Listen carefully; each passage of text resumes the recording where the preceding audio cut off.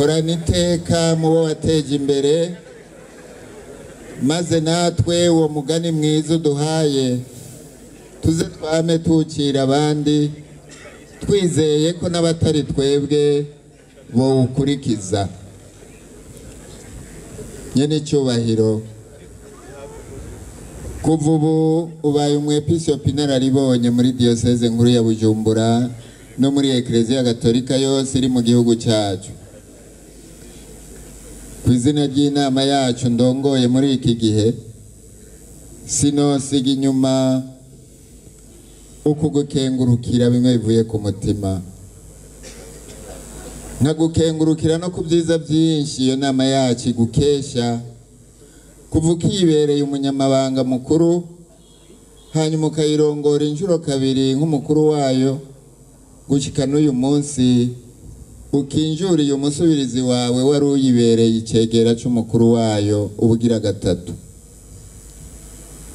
Warakoze, n'ubu tuzobandanya tukuzeye ko byinshi.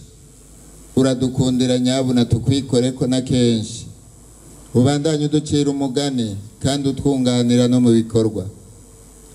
Umukama Imana nakutubungabungire, agusubize itoto na ntaryo, tugume dusangiye ikivi mu nama yacu igihe kirekire gishoboka, kubw'inahazwa ry'Imana n'ubukiriro bwa bene wacu.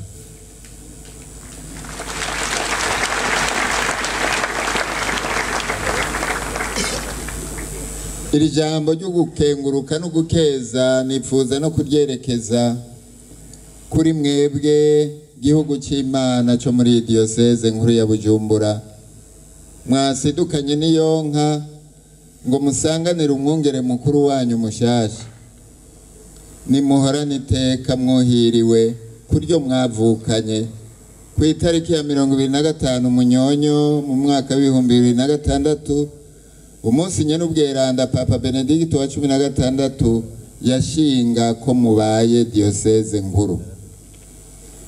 Ngize nti iryo teka ryuhiriye kuryo mwavukanye, kubera ko mwari musanzwe muri diyoseze iri mu mugwa mukuru w'igihugu cyacu, ikagira mbere n'icicaro c'umwungere wayo muri uyo mugwa nyene.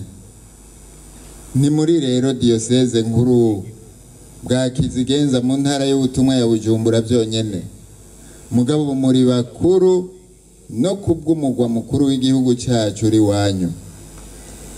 Mwahorana umwungere mukuru yubahirije ko kiryo teka ryanyu. None ndahimbawe no kubabwira yuko n'ubu uwo mugabiwe atazorireka ngo ritituke.